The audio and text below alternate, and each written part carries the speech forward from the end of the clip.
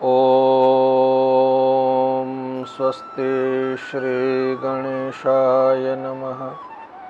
श्री सरस्वत्यै नमः। ॐ नमो भगवते वासुदेवाय। कृष्णाय वासुदेवाय हरये परमात्मने प्रणतक्लेशनाशाय गोविन्दाय नमो नमः। भवति यदनुभावाद् एडमूकोऽपि वाग्मी जडमतिरपि जन्तुः जायते प्राज्ञमौलिः। सकलवचनचेतो देवता भारती सा मम वचसि विधत्तां सन्निधिं मानसे च।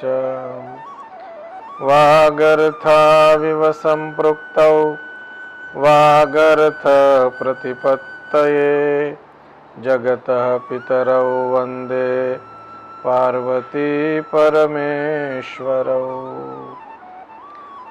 आचार्यचरणद्वन्द्वं भक्तिज्ञानाब्जभास्करं नमस्यामि मनः कर्म वाग्भिरन्तस्तमोपहम्। परम कृपालु परमात्माના અનુગ્રહથી ભગવાન સદાશિવ સોમનાથ મહાદેવની અનુકંપાથી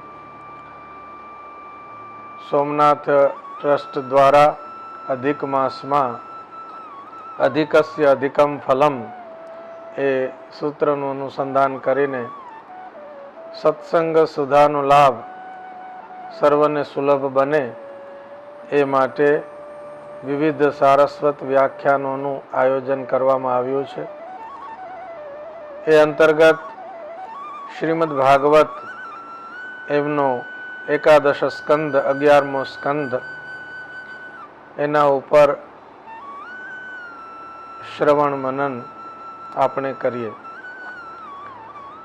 શ્રીમદ ભાગવત મહાપુરાણ ગ્રંથ, એમાં ભગવાનની 10 વિધ લીલાઓનું વર્ણન છે. અત્ર સર્ગો વિસર્ગશ્ચ સ્થાનમ પોષણમૂતયઃ મન્વંતરેશાનુકથા નિરોધો મુક્તિરાશ્રય. સર્ગ વિસર્ગ સ્થાન પુષ્ટિ ઉતિ મન્વંતર નિરોધ ઈશાનુકથા મુક્તિ અને આશ્રય, આ 10 પ્રકારની ભગવાનની લીલાઓ દ્વારા ભગવાન જગતની ઉત્પત્તિ સ્થિતિ અને લય કરે છે. આ સત્ય સનાતન પરમ સત્તા ભગવાનની દિવ્ય લીલાનું અનુસંધાન ભગવાન જ્યારે અવતાર ધારણ કરીને આવે છે ત્યારે અનેક ચરિત્રો કરે છે. એ ચરિત્રોમાં અવગાહન કરીને અનેક જીવોનું યુગ યુગો સુધી કલ્યાણ મંગલ થાય છે. કુંતી માતા કુંતી સ્તુતિમાં ભગવાનના અવતારોનું પ્રયોજન શું છે એ બતાવવા માટે એક શ્લોક બોલ્યા. ભવેસ્મિન ક્લિશ્યમાનાનામ અવિદ્યા કામ કર્મભિઃ શ્રવણ સ્મરણાર્હાણિ કરિષ્યન ઇતિ કેચન. કેચન એમ કહી અને પોતાનો મત રજૂ કર્યો છે. સંસાર સાગર છે, એની અંદર અનેક પ્રકારના સુખ દુઃખના તરંગો છે. જીવ ક્લેશનો અનુભવ કરે છે. આ ક્લેશમાંથી નિવૃત્તિ માટેનો ઉપાય એ ભગવાનની કથાનું શ્રવણ છે. ભગવાન જ્યાં સુધી અવતાર દશામાં હોય ત્યાં સુધી ભગવાન પોતે ધર્મની રક્ષા કરે છે અને ભગવાનના સુધામ ગમન પછી ભગવાનનું ચરિત્ર જેમાં વર્ણન કર્યું હોય એવા સદગ્રંથો, એ સદગ્રંથોનો સત્સંગ જીવાત્માનું કલ્યાણ કરે છે. આવો એક દિવ્ય સત્સંગ સમાગમ એ એકાદશ સ્કંદમાં નિરૂપવામાં આવ્યો છે. એકાદશ સ્કંદ એ મુક્તિ લીલા છે. મુક્તિ માટે જ્ઞાન જોઈએ. ઋતે જ્ઞાનાન્ન મુક્તિ એ પણ કહ્યું છે. અને આ જ્ઞાન ભાગવતી સિદ્ધાંત મુજબ ભક્તિ વડે પ્રાપ્ત થાય છે. ભક્ત્યા મામ અભિજાનાતિ. ભક્તિથી ભગવાનના સ્વરૂપનો, સ્વભાવનો, સામર્થ્યનો બોધ થાય છે. શ્રીમદ ભાગવતમાં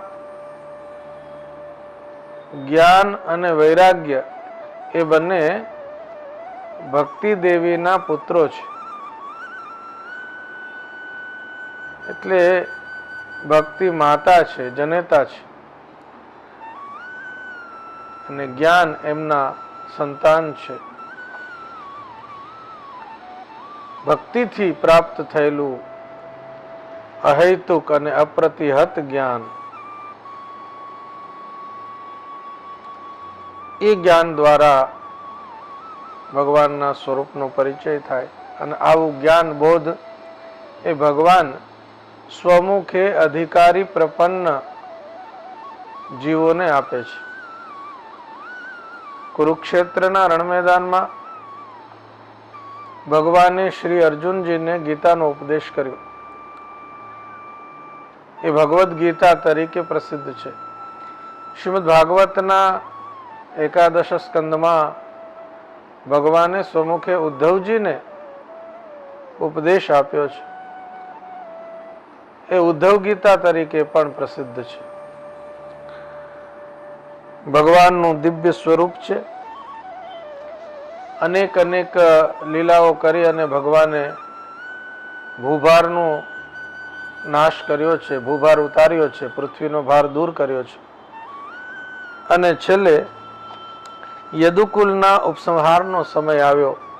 એ માટે પણ ભગવાને મૌસલ પ્રસંગથી યદુકુલના સંહાર માટે દ્વિજોના મુખથી શાપની કથા એ પણ થઈ છે. ભગવાનને તો બધી જ ખબર હોય. ભગવાન જ્ઞાત સર્વાર્થ ઈશ્વરોપી તદન્યથા કર્તુમ નૈચ્છદ વિપ્રશાપમ કાલરૂપ્યન્વ મોદત. ભગવાન બધું જ જાણતા હોવા છતાં અને દ્વિજ શાપને અન્યથા કરવાનું સામર્થ્ય હોવા છતાં પણ ભગવાનની એવી ઈચ્છા છે કે હવે યદુકુલનો સંહાર થાય એટલે શાપને અન્યથા ના કર્યું.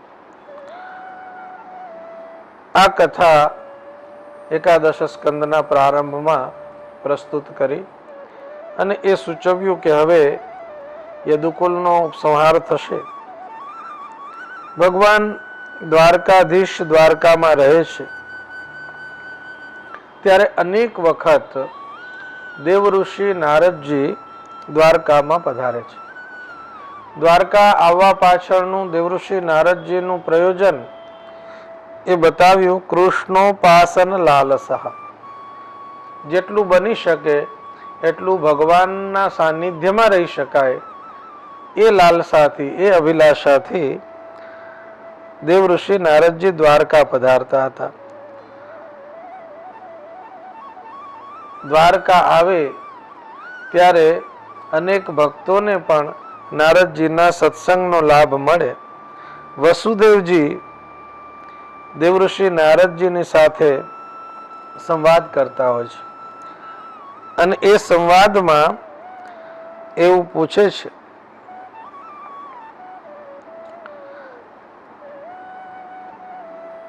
બ્રહ્મન્સ તથાપી પૃચ્છામો ધર્માન ભાગવતાંસ્તવ યાન શ્રુત્વા શ્રદ્ધયા મર્ત્યો મુચ્યતે સર્વતો ભયાત. વસુદેવજીની જિજ્ઞાસા, પ્રશ્ન દેવઋષિ નારદજીની સમક્ષ એ પ્રસ્તુત કર્યો કે ભાગવત ધર્મો શું છે. જે ભાગવત ધર્મનું શ્રદ્ધાથી કોઈ શ્રવણ કરે તો મુચ્યતે સર્વતો ભયાત, ચારે બાજુના ભયમાંથી, બધા પ્રકારના ભયમાંથી જીવાત્મા મુક્ત બને છે. આવા ભાગવત ધર્મ વસુદેવજીએ નારદજીને પૂછ્યા અને એ પણ કહ્યું કે યથા વિચિત્ર વ્યસનાદ ભવેસ્મિન સર્વતો ભયાદ મુચ્યેમાં યંજસે વાદ્ધા તથા નઃ શાધિ સુવ્રત. દેવઋષિ નારદજી, આપ તો નિયમોના પાલનમાં પાકા છો, સુવ્રત છો, આપ સારી રીતે વ્રતનું પાલન કરનારા છો. અમને પણ જીવનમાં એવો કોઈ રસ્તો બતાવો અને એ રસ્તો સરળ હોય એવો રસ્તો બતાવો કે જે રસ્તે ચાલતા ચાલતા સંસારના સંકટોનો સામનો ન કરવો પડે, ભયથી મુક્ત થઈ શકાય એવો માર્ગ બતાવો. દેવઋષિ નારદજી બહુ રાજી થયા અને વસુદેવજીના પ્રશ્નનું અભિનંદન કર્યું છે. શ્રીમદ ભાગવતમાં અનેક જગ્યાએ જ્યારે જ્યારે કોઈ પ્રશ્ન કરતા સારો પ્રશ્ન પૂછે ત્યારે વક્તા એના પ્રશ્નનું અભિનંદન કરે છે. પરીક્ષિત મહારાજે જ્યારે પ્રશ્ન પૂછ્યો ત્યારે સુખદેવજી મહારાજ એમના પ્રશ્નને બિરદાવે છે. વરિયાન એશતે પ્રશ્ન. દશમ સ્કંદમાં પણ સમ્યક વ્યવસિતા બુદ્ધિ તવ રાજર્ષિ સત્તમ વાસુદેવ કથાયામ તે યજ્જાતા નૈષ્ઠિકી રતિ. તો જ્યારે જ્યારે કોઈ સારો પ્રશ્ન જિજ્ઞાસુના મુખમાંથી નીકળે છે ત્યારે ઉત્તર આપનાર વક્તા એ ખૂબ પ્રસન્નતાનો અનુભવ કરે છે. અહીં પણ એનું દર્શન થાય છે.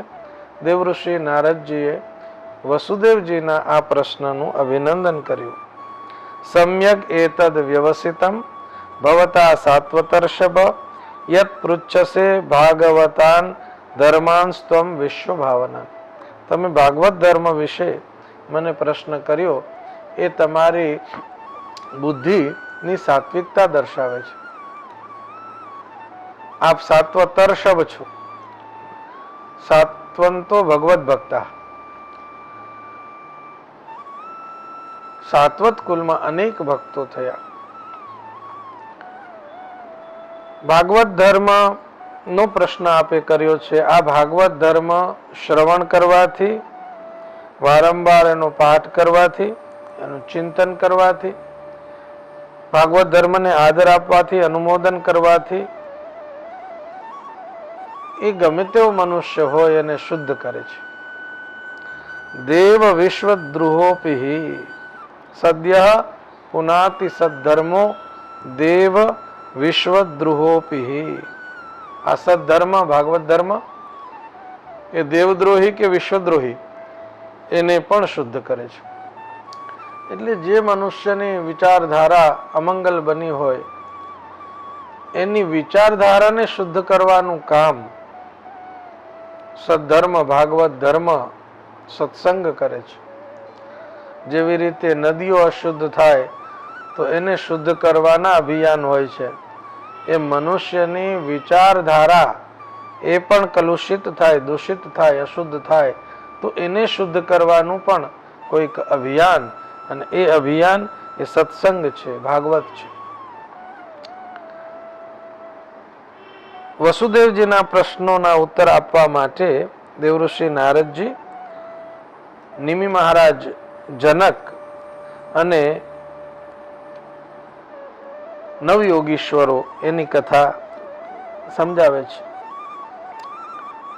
આપે જે પ્રશ્નો મને પૂછ્યા છે એવા પ્રશ્નો નિમિ મહારાજે નવયોગીશ્વરોને પૂછ્યા હતા.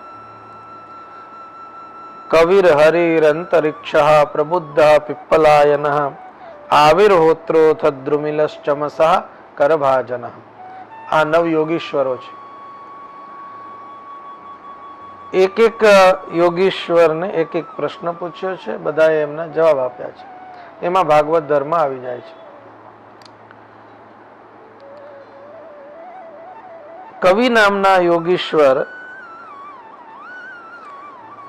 એમણે વસુદેવજીના જેવો પ્રશ્ન નિમિ મહારાજે પૂછ્યો હતો, એનો ઉત્તર આપતા એવું કહ્યું હતું કે મન્યે કુતશ્ચિદ ભયમચ્યુતસ્ય પાદાંબુજોપાસનમાત્ર નિત્યમ ઉદ્વિગ્ન બુદ્ધે રસદાત્મ ભાવાત વિશ્વાત્મના યત્ર નિવર્તતે ભીઃ.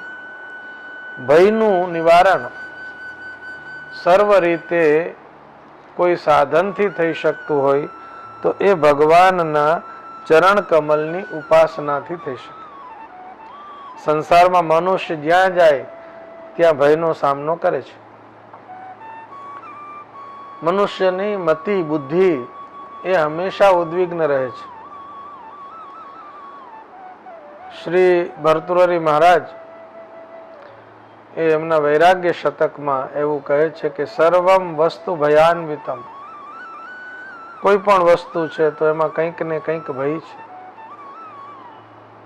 મર્ત્યો મૃત્યુ વ્યાલ ભીત પલાયન સર્વાન લોકાન નિર્ભયમ નાદ્ય ગચ્છત. મૃત્યુ નામના અજગરથી, સર્પથી ડરતો મનુષ્ય એ અનેક લોકોમાં ફર્યો તો પણ એને નિર્ભયતા મળતી નથી. ભગવાનના ચરણનો આશ્રય જીવ જ્યારે કરે છે ત્યારે એ નિર્ભય બને છે, નિસંદેહ બને છે. અને એનું દૃષ્ટાંત એ ભગવદ્ ગીતાના અર્જુન છે. ગીતા સાંભળ્યા પછી એ નિસંદેહ થયા છે, નિર્ભય થયા છે. શ્રીમદ ભાગવતમાં પણ પરીક્ષિત રાજા એ ભાગવત શ્રવણ કર્યા પછી નિર્ભય બન્યા છે. અભયમ દર્શિતમ ત્વયા, આવું પોતાનો પ્રતિભાવ પરીક્ષિત રાજાએ આપ્યો છે. આજની ભાષામાં કહીએ તો એને ફીડબેક કહી શકાય. તો નિર્ભયતા એ ભગવાનની ભક્તિથી પ્રાપ્ત થાય છે, ભગવત ભાવથી પ્રાપ્ત થાય છે. ભાગવત ધર્મ એ આત્મ સ્વરૂપને સમજવા માટેના, ભગવત સ્વરૂપને સમજવા માટેના ધર્મો છે. કર્તા કારયિતા હરિ, જે કાંઈ હું કરું છું એ હું નથી કરતો, પરંતુ ભગવાન મારા માધ્યમથી કરાવે છે. આવો ભાવ હૃદયમાં જાગે તો અહંકારનો ભાવ નિવૃત્ત થઈ જાય. આપણે જે કાંઈ કરીએ છીએ એ બધું ભગવાનને સમર્પિત કરીએ. આપણા બધા જ સત્કર્મોમાં અંતે ક્ષમાપન બોલવામાં આવે છે, પ્રાર્થના કરવામાં આવે છે. એમાં એક પ્રસિદ્ધ શ્લોક છે જે આપણે સૌ બોલીએ છીએ. શ્રીમદ ભાગવતમાં પણ 11મા સ્કંદમાં એ થોડાક પાઠાંતર સાથે મળે છે. કાયેન વાચા મનસેન્દ્રિયૈર્વા બુદ્ધ્યાત્મના વા નુસૃત સ્વભાવાત કરોતિ યદ્યત સકલમ પરસ્મૈ નારાયણાયેતિ સમર્પયેત. કાયાથી, વાણીથી, મનથી, ઇન્દ્રિયથી, બુદ્ધિથી કે સ્વભાવથી મનુષ્ય જે કાંઈ કર્મ કરે છે એ બધા જ કર્મો ભગવાનને સમર્પિત કરે. કોઈ સત્કર્મ હોય, યજ્ઞ કર્મ હોય તો આરંભમાં સંકલ્પ કરવામાં આવે છે અને અંતે સમર્પણનો સંકલ્પ કરવામાં આવે છે. અને સમર્પણના સંકલ્પમાં મેં જે કાંઈ આ કર્મ કર્યું છે એનાથી પરમેશ્વર પરમાત્મા પ્રસન્ન થાય, આ મારું કંઈ નથી એમ કહીને જલ છોડવામાં આવે છે. ન મમ, શરૂઆતમાં અહમ કરીશે એવો સંકલ્પ કરવામાં આવે છે અને છેલ્લે ન મમ એવું કહેવામાં આવે છે. એટલે જે કાંઈ કર્યું છે એ કર્મ બ્રહ્માર્પણ, કર્મ ભગવાનને અર્પણ કરી દે. કર્મ ભગવાનને અર્પણ કરે તો એ સત્કર્મ બને છે. કર્તા ભાવનું સમર્પણ, કર્તા ભાવથી નિવૃત્તિ. તો એવો જે જીવાત્મા છે, શુદ્ધ જીવાત્મા, એ નિષ્કામ ભાવથી, નિર્મમ નિરહંકાર ભાવથી જ્યારે કર્મ કરતો હોય છે અને ભગવાનના ગુણો ગાતો હોય છે તો એ ભાગવત ધર્મ છે.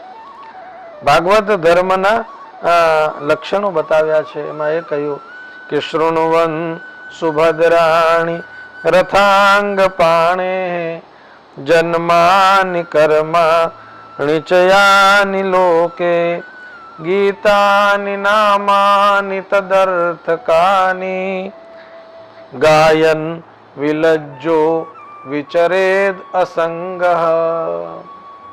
રથાંગ પાણી, સુદર્શન ચક્રધારી ભગવાન કૃષ્ણના, વિષ્ણુના, નારાયણના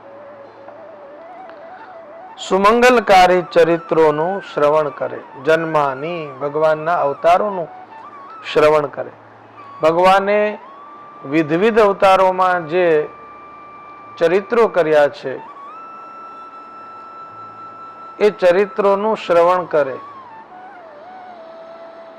ગીતાની નામાની તદર્થકાની, ભગવાનના નામ, જે ભગવાનના નામમાં ભગવાનના ગુણ અને કર્મનું નિરૂપણ હોય છે. ગુણ કર્મ અનુરૂપ ભગવાનના નામો હોય છે. એ નામોનું ગાન કરે છે. ક્યાંય એ નામોનું ગાન થતું હોય તો એનું શ્રવણ કરે છે.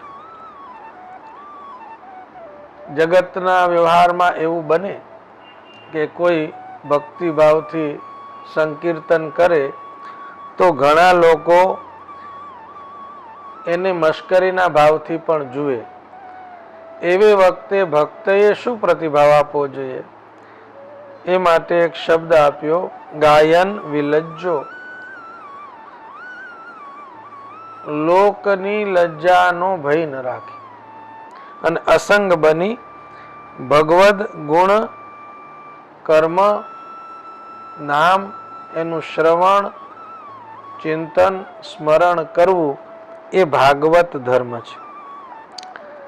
અને આ રીતે જે ભાગવત ધર્મના પથે ચાલે એને ધીરે ધીરે બધી જગ્યાએ ભગવાનનું દર્શન થાય. ખમ વાયુમગ્નિમ સલિલમ મહિમ ચ જ્યોતિંષિ સત્વાનિ દિશો દ્રુમાદીન સરિત સમુદ્રાંશ્ચ હરે શરીરમ યત્કિંચ ભૂતમ પ્રણમેદનન્યઃ. આકાશ, વાયુ, અગ્નિ, જલ, પૃથ્વી, આ પાંચ મહાભૂત, જ્યોતિષી નક્ષત્રો, સત્વાની બધા પ્રાણીઓ, દિશાઓ, વૃક્ષો, સરિતાઓ, સમુદ્ર, આ બધું જે કાંઈ છે એ ભગવાનનું સ્થૂલ સ્વરૂપ છે. શ્રીમદ ભાગવતના પંચમ સ્કંદમાં ભગવાનના સ્થૂલ સ્વરૂપનું દર્શન કરાવ્યું છે.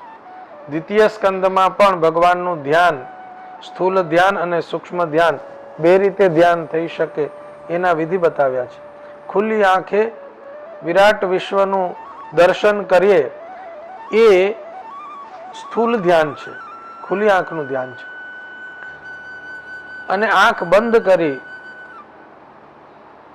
અને ધ્યાન કરવામાં આવે એ સૂક્ષ્મ ધ્યાન છે. ગોપીજનોને આંખ બંધ કરવાની જરૂર ના પડતી ભગવાનનું ધ્યાન કરતી વખતે. નિરંતર ચિત્તવૃત્તિ અખંડ રૂપે એ પોતાના ગાર્હસ્થ્ય જીવનના કાર્યો કરતા હોય તો પણ એનું મન ભગવાનમાં રહેતું હતું, ચિત્તવૃત્તિ ભગવાનમાં રહેતી હતી. વિક્રેતુ કામા કિલ ગોપ કન્યા મુરારી પાદાર્પિત ચિત્ત વૃત્તિ દધ્યાદિકમ મોહવશાદવોચદ ગોવિંદ દામોદર માધવેતી. ગોપીજનો દૂધ દહીં વેચવા માટે નીકળે તો પણ એ દૂધ દહીં વેચવાના શબ્દો બોલતા બોલતા ભૂલથી ગોવિંદ દામોદર માધવ એવા નામોનો ઉચ્ચાર કરી બેસતા. એમની ચિત્તવૃત્તિ ભગવાનમાં ચોટેલી હતી. ચેતસ્તત પ્રવણમ સેવા, ચિત્ત ભગવાનમાં પરવાયેલું રહે એને શ્રીમદ વલ્લભાચાર્યજી એ સેવા ગણે છે, ભક્તિ ગણે છે, એ માનસી સેવા છે. તો બધી જગ્યાએ ભગવાન છે એનું દર્શન કરે અને સૌને પ્રણામ કરે. યત્કિંચ ભૂતમ પ્રણમેદ અનન્ય, એ અનન્ય ભક્ત છે જેને ભગવાન સિવાય અન્યનું દર્શન ન થાય. બધાને અનન્ય રૂપે જુએ છે, ભગવાનથી ભિન્ન છે એવું નથી જોતા. શ્રીમદ ભાગવતમાં આરંભમાં પણ એ જ કહ્યું છે, સત્યમ પરમ ધીમહિ. જે કાંઈ છે તે પરમેશ્વર છે અને જે કંઈ દેખાય છે એ પરમેશ્વરનું જ વિલસિત છે, રૂપ છે. શ્રીમદ ભાગવતના આરંભમાં પણ સત્યમ પરમ ધીમહિ અને અંતે પણ સત્યમ પરમ ધીમહિ એ ધ્યાન છે. શ્રીમદ ભાગવત બી એક પ્રકારનું ધ્યાન છે. એટલે શ્રીમદ ભાગવત એ ગાયત્રી મંત્રનું ભાષ્ય છે. ગાયત્રી મંત્ર છે એ ધ્યાનનો વિધિ સમજાવે છે. ભર્ગો દેવસ્ય ધીમહિ, ભગવાનના દિવ્ય તેજનું અમે ધ્યાન કરીએ છીએ. એ ભગવાનનું દિવ્ય તેજ સાકાર બનીને આવે ત્યારે અનેક લીલાઓ કરે છે, એનું ચિંતન ભક્ત કરે છે. તો એ ચિંતન કરતા કરતા, ભક્તિ કરતા કરતા, ભાગવત ધર્મનું અનુસંધાન કરતા કરતા ભક્તિ પરેશાનુભવો વિરક્તિ અન્યત્ર ચૈષ ત્રિક એક કાલ પ્રપદ્યમાનસ્ય યથાશ્નતસ્યુ તુષ્ટિ પુષ્ટિ ક્ષુદપાયોનુઘાસમ. કોઈ વ્યક્તિ ભોજન કરે ત્યારે દરેક ગ્રાસે 3 વસ્તુ બને છે. ભાવતું ભોજન હોય અને ભૂખ લાગી હોય તો એવે વખતે તુષ્ટિ, પુષ્ટિ અને ભૂખની નિવૃત્તિ. જેમ જેમ ગ્રાસ લેતા જાય, કોળીઓ લેતા જાય એમ ભૂખ નિવૃત્ત થાય, મનને તુષ્ટિ મળે અને શરીરને પુષ્ટિ મળે. ભોજન લેવાથી ક્ષુધાની નિવૃત્તિ, તુષ્ટિ એટલે સંતોષ અને પુષ્ટિ એટલે શરીરનું પોષણ. આ ત્રણેય વસ્તુ એક સાથે થાય ભોજનથી. એ રીતે ભાગવત ધર્મનું અનુસરણ કરવાથી ભક્તિ, જ્ઞાન અને વૈરાગ્ય આ ત્રણેય વસ્તુનું પોષણ થાય છે. ભાગવત ધર્મનું અનુસંધાન કરે તો આ સિદ્ધ થઈ શકે. રાજા નિમિ મહારાજ નો બીજો પ્રશ્ન હતો કે ભાગવત ધર્મનું જે સેવન કરે એને ભક્ત કહેવાય, તો આપ મને એ ભાગવત ધર્મનું અનુસરણ કરનારા ભક્ત કેવા હોય એ સમજાવો. એ કઈ રીતે ચાલે, કઈ રીતે બોલે, એનામાં કયા કયા ગુણ લક્ષણો હોય એનું અનુસંધાન કરાવો. તો એ રીતે બીજો પ્રશ્ન એ નિમિ મહારાજ જનકે નવયોગીશ્વરો સમક્ષ મૂક્યો છે.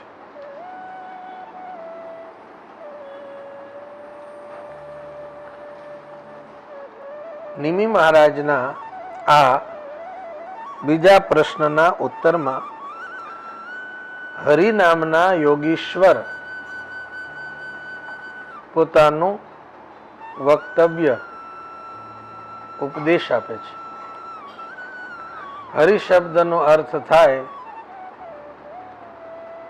જે બીજાના દુઃખને હરે તે હરી. દુઃખને હરવાના ઘણા બધા ઉપાયો છે. કોઈના મનમાં શંકા હોય, પ્રશ્ન હોય, સંદેહ હોય, એનું હરણ કરે એને પણ હરિ કહેવાય. હરિના અનંત રૂપો છે.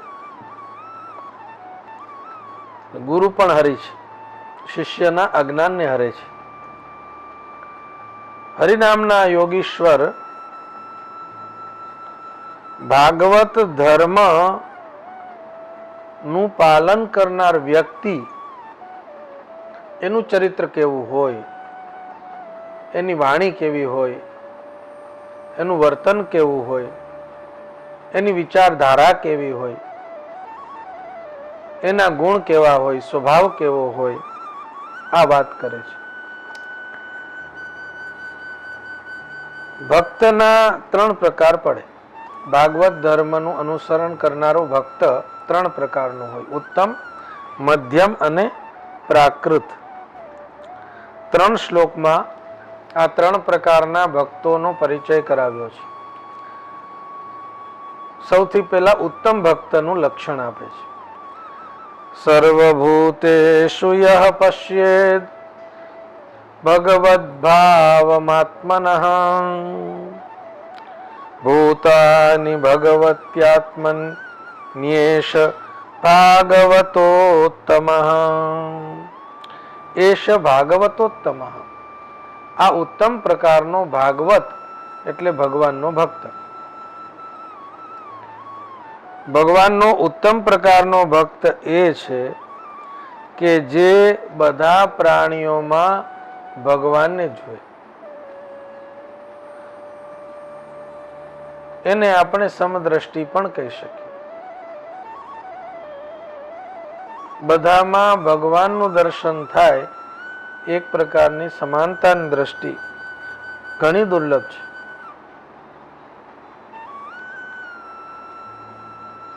વાસુદેવ સર્વમિતિ સ મહાત્મા સુદુર્લભ. મહાત્મા, મહાપુરુષ એ છે જેને વાસુદેવ સર્વમ, વાસુદેવ બધું છે, અથવા સર્વમ વાસુદેવ, બધું વાસુદેવ છે, અથવા વાસુદેવ બધું છે.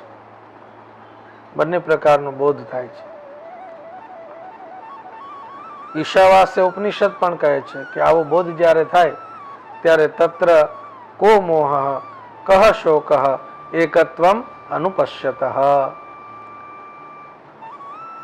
જે એક પરમાત્માનું સર્વત્ર દર્શન કરે છે એને શોક અને મોહ ક્યાંથી હોઈ શકે?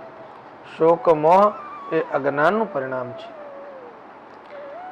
સર્વભૂતેષુ યઃ પશ્યેત ભગવદ ભાવમાત્મનઃ ભૂતાનિ ભગવત્યાત્મનિ એષ ભાગવતોત્તમઃ. પરમ ભાગવત, પરમ ભક્ત એ બધામાં ભગવાનને જુએ અને ભગવાનમાં બધાને જુએ. 2 પ્રકારની દૃષ્ટિ બને છે.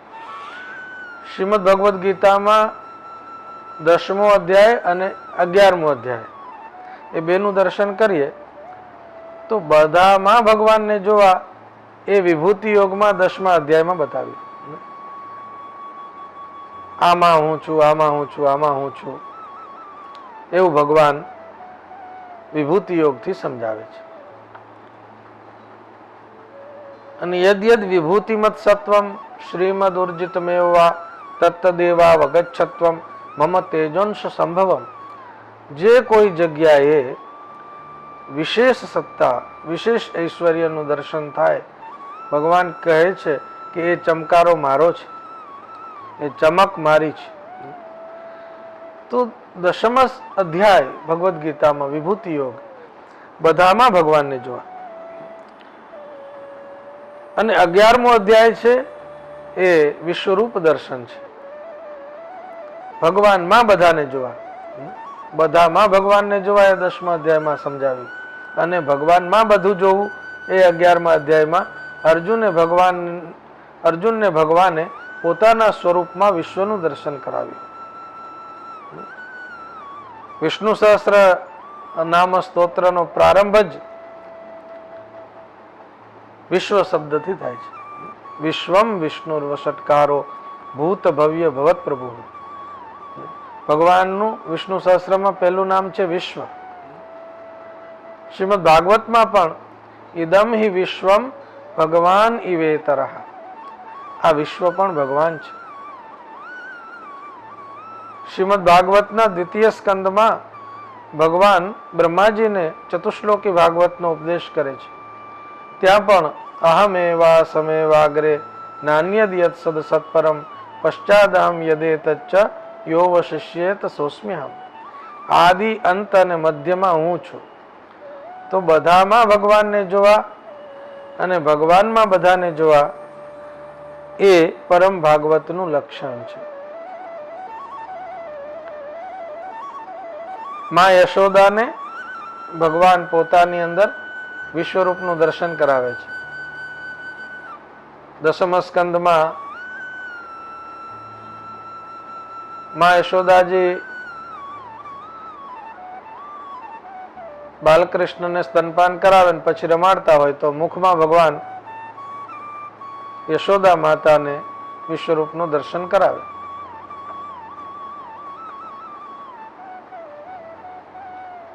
માતાને પોતાના પુત્રમાં વિશ્વનું દર્શન થાય છે. એ કેવલ યશોદા માતાને જ નહીં, હર કોઈ માતાને પોતાના પુત્રમાં આખું જગત દેખાતું હોય, આખી દુનિયા એમાં સમાયેલી હોય છે.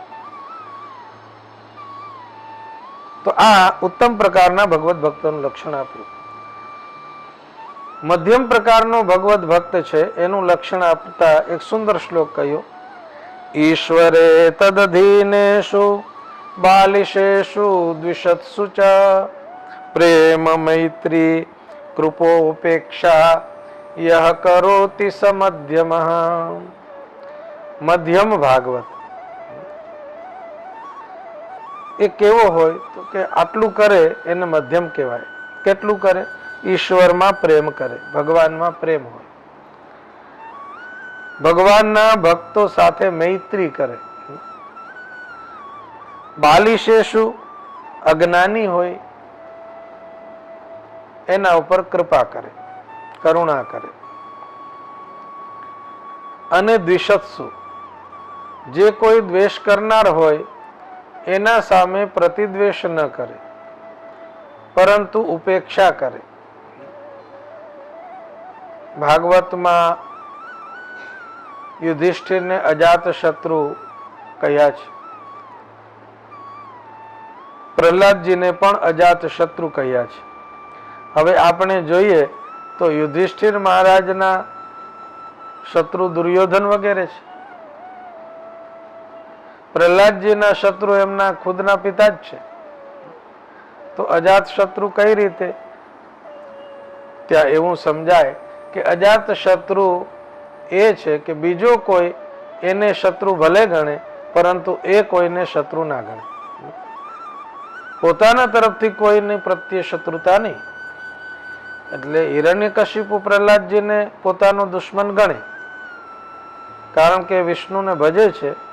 વિષ્ણુ શત્રુ છે હિરણ્યકશિપુના, અને પ્રહલાદ વિષ્ણુના ભક્ત છે, ભગવાનના ભક્ત છે.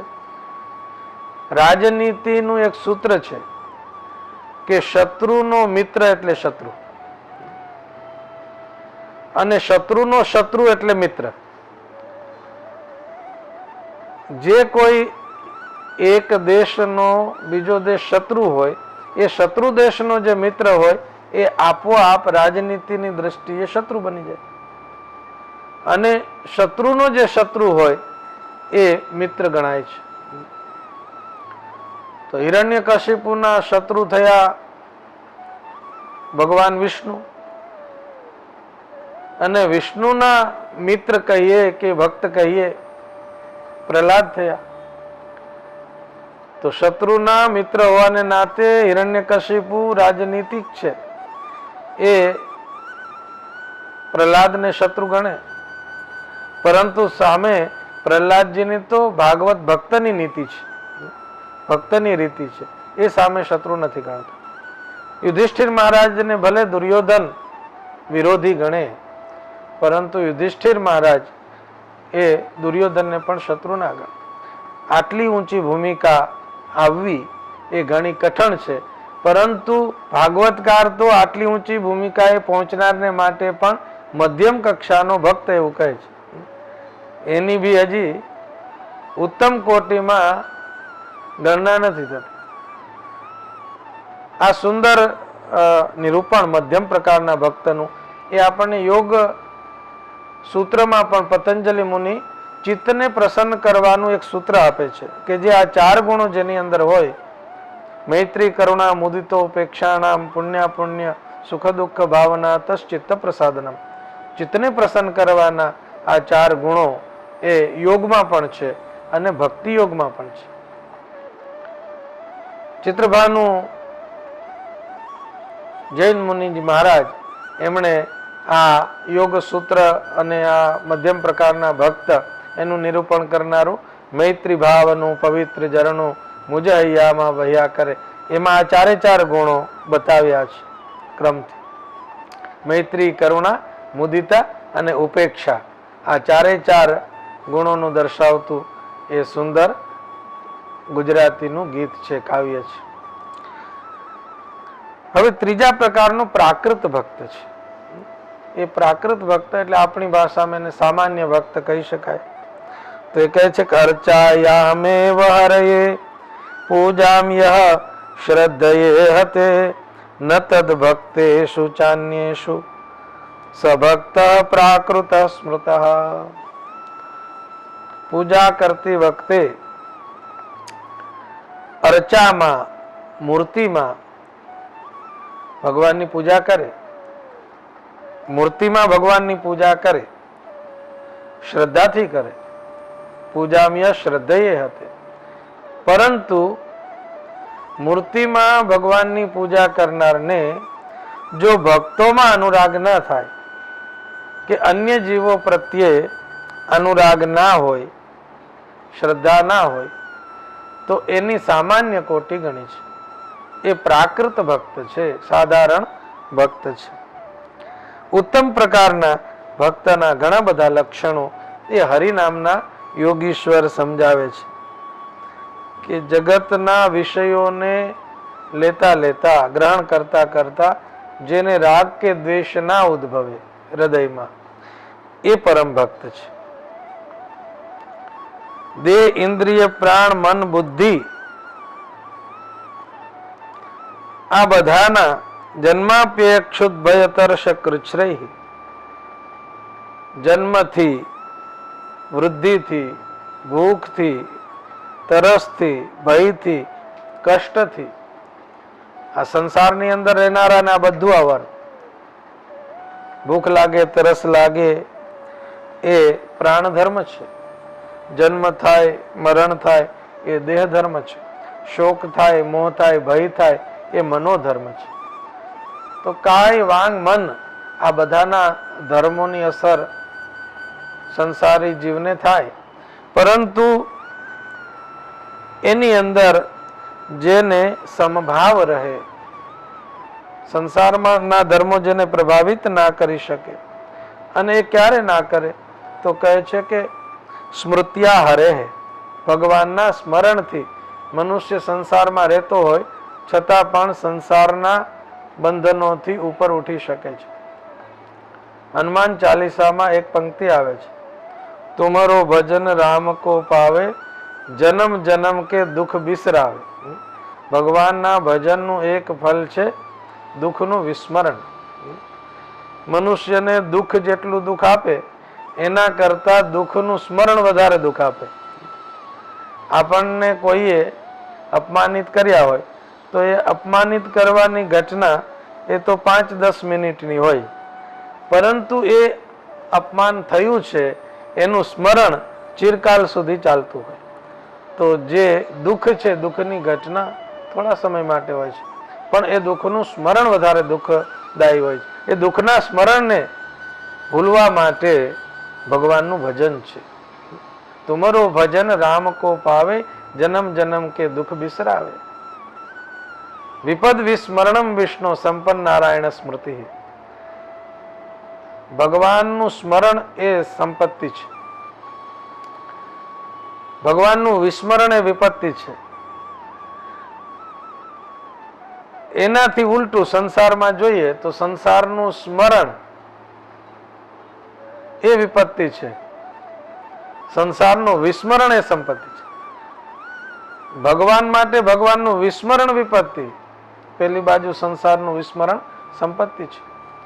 તો આપણે જેટલો સમય સદગ્રંથમાં હોઈએ, સદગુરુના આશ્રયમાં હોઈએ, ત્યારે બી આપણી સ્થિતિ તો એની જ હોય, પરંતુ આપણી માનસિક સ્થિતિ બદલી જાય. મનસ્થિતિ, મનોભૂમિકા છે, એ મનોભૂમિકામાં અંતર આવી જાય, જગત ભૂલાઈ જાય. અને જેટલા સમય જગત ભૂલાય એટલા સમય આપણને આપણા સ્વરૂપના સુખનો અનુભવ થાય.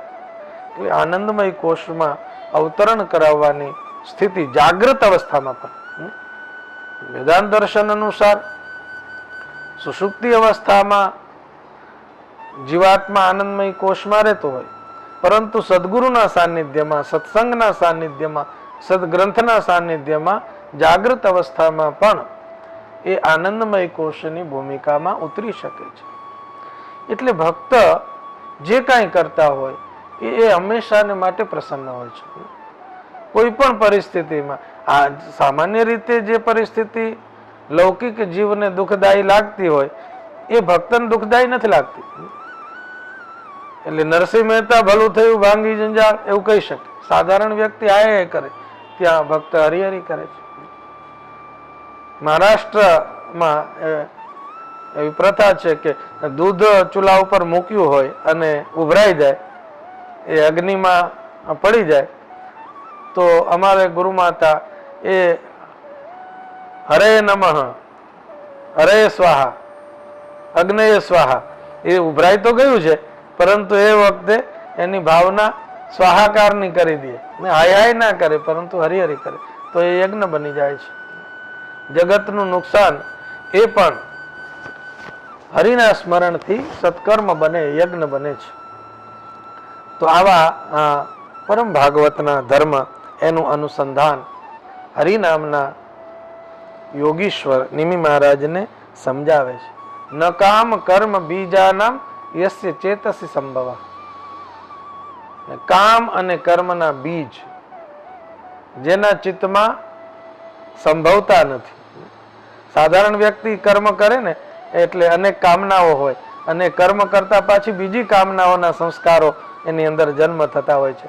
પરંતુ ભક્તના કૃત્ય કર્મ હોય છે એને આગામી બંધન કરનારા નથી હોતા. ચણો કાચો હોય અને જમીનમાં નાખીએ તો એમાંથી અનેક ચણા પ્રગટ થાય. ચણામાંથી છોડ, અંકુર બનશે, છોડ બનશે, અને એક ચણામાંથી અનેક ચણા બનશે. પરંતુ એક ચણો જો પાકી ગયો હોય અને જમીનમાં નાખીએ તો પછી એમાંથી અંકુર ના થાય, કે એકમાંથી અનેક ચણા ના થાય. ભર્જિતા ક્વાથિતા દાના પ્રાયો બીજાય નેશતે.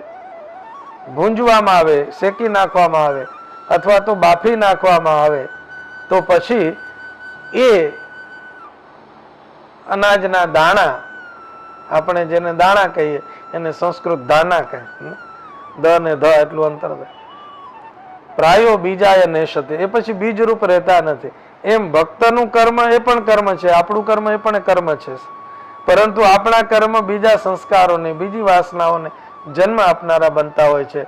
ભક્તના બધા જ કર્મો હોય છે એ ભગવત પ્રીત્યર્થ હોય છે, અહંકાર ભાવથી મુક્ત હોય છે, નિર્મમ ભાવથી, સમતાના ભાવથી થયેલા હોય છે, રાગ દ્વેષથી મુક્ત થઈ અને થયેલા હોય છે.